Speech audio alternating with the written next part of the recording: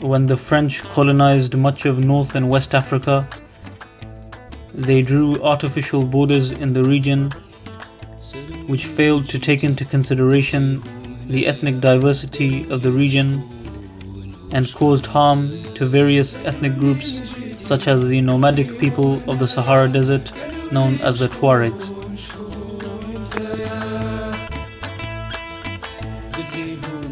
One of the most humiliating incidents in French colonial history was when, in 1881, Colonel Flatters entered the Jebel Haqqar region in southern Algeria with a military column of 90 men. The French expedition was ambushed by Tuareg warriors, and all except 11 of the men were massacred by armed Tuareg tribesmen. The shocking outcome of the expedition put a stop to any further French penetration into the Central Sahara region until the end of the 1890s.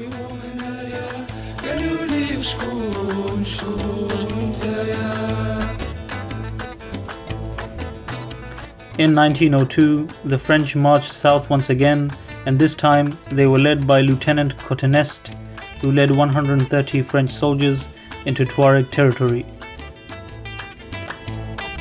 The French patrol was attacked by a force of 300 Tuaregs. After 2.5 hours of battle, the Tuareg retreated after losing 93 of their men. Only 6 French soldiers were killed during this battle. This defeat led some Tuareg leaders to make peace with the French. For example, in 1904, Musa Amastane, who was a Tuareg leader, negotiated with the French and made a peace treaty. Another Tuareg tribal leader known as Sidi Keradji eventually followed in the steps of Musa and also made peace with the French. However, despite having a few Tuaregs on their side, the French continued to face resistance from other Tuareg tribes such as the Kel Ajjar tribe.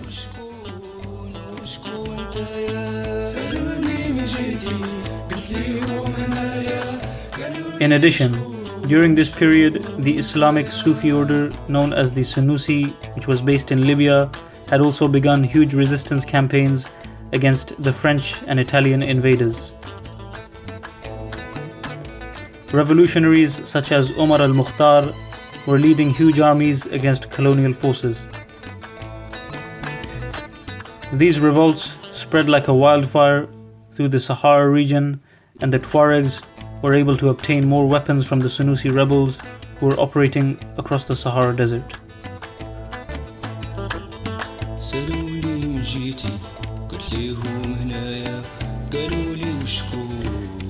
Because of heavy losses against the Sunusi fighters, the Italians needed more troops and reinforcements. Therefore, on December 1914, the Italians abandoned the Ghat region to the Sunusi leader Sidi Muhammad al-Abid and various Tuareg chiefs such as Sultan Ahmed. The Sunusi control over the Ghat region provided a rallying point for the leaders of the Tuareg resistance.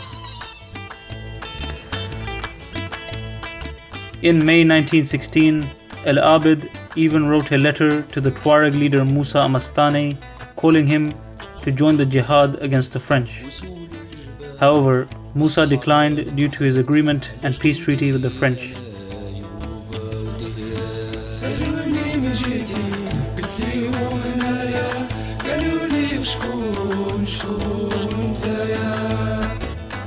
On 26 February 1916, a force of 1,000 men under the command of Tuareg leaders Sultan Ahmed and Abdus Salam, armed with artillery and machine guns and backed by Sanusi and Turkish troops, left Ghat to take Janet. After an 18-day siege, the Janet garrison of 45 men, 2 of whom were French, surrendered.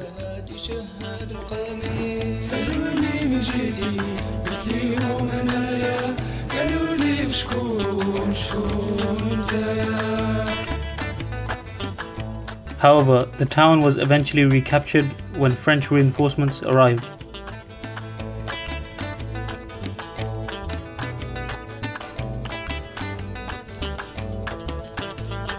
The Tuareg resistance was eventually crushed by the French, and the hopes and dreams of the Tuareg people of having an independent status were also crushed with it. The Tuareg's resistance to French encroachment and eventual conquest was severely weakened by a number of factors. Firstly, infighting between Tuareg tribes severely dissipated the strength and resources of the Tuaregs.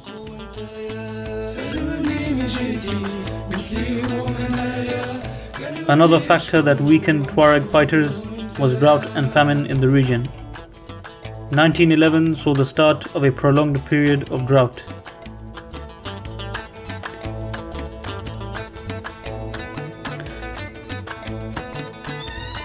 Another factor for a lack of support for Tuareg resistance against the French was that, although the Sunusi order of Libya was encouraging people of the Sahara to wage war against the French, many Sufi orders operating in the Tuareg region were supporting and collaborating with the French, therefore undermining the Tuareg resistance. For example, the Tijani Sufi order had collaborated with the French and the Italians from the very start, and they played a key role in establishing pro-French Tuareg factions. In fact, the Tijani order had become so close with the French that one of their leaders, Sidi Ahmed, even married a French woman.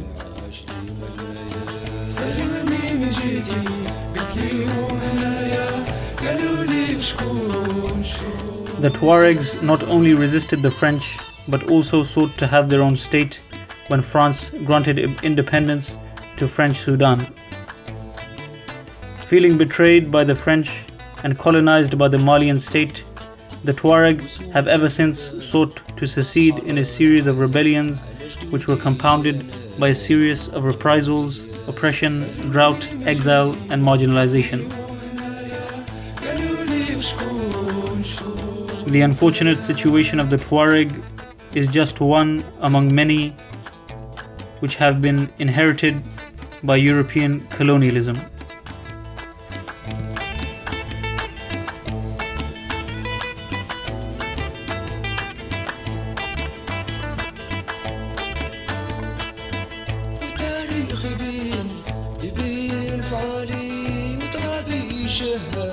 شهاد مقامي سألوني من جيتي قلت ليهم أنايا قالوا لي شكون نتايا